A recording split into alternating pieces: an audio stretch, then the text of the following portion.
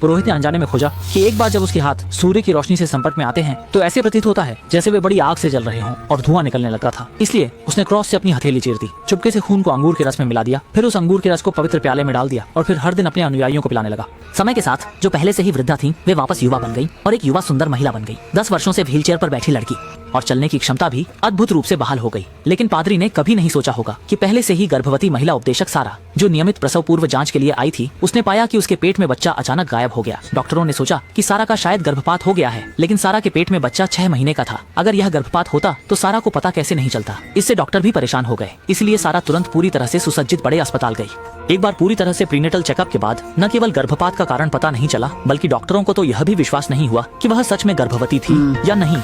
मुझे कोई सबूत नहीं दिखता कि आप गर्भवती थी।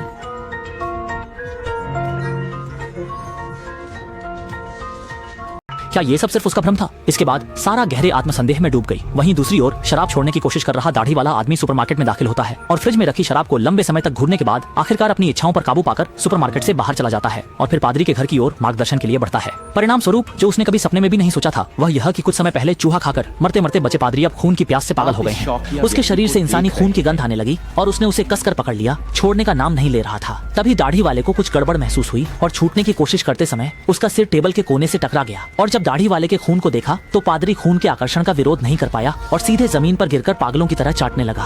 अगले दिन जब चर्च हमेशा की तरह खुला तो सिस्टर जीन ने देखा कि फादर का कहीं अता पता नहीं था। उसने फादर के निवास पर जाकर देखा तो पता चला कि फर्श पर बड़ी दाढ़ी वाले व्यक्ति की लाश पड़ी हुई थी और फादर कोने में सहमे हुए बैठे थे। जीन मैडम ने यह भयावह दृश्य देखा, परंतु उन्होंने डर का कोई भी संकेत नहीं दिखाया, बल्कि वह बड़ी शांति से फादर के सामने पहुंच गए। मुझे पता नहीं क्यों, मुझे पता नहीं क्यों, मुझे पता नहीं क्यों। नहीं, तुम्हें कुछ कहने की जरूरत नहीं है, न तुम्हें न मुझे। मैं तुम्हारे साथ हूँ।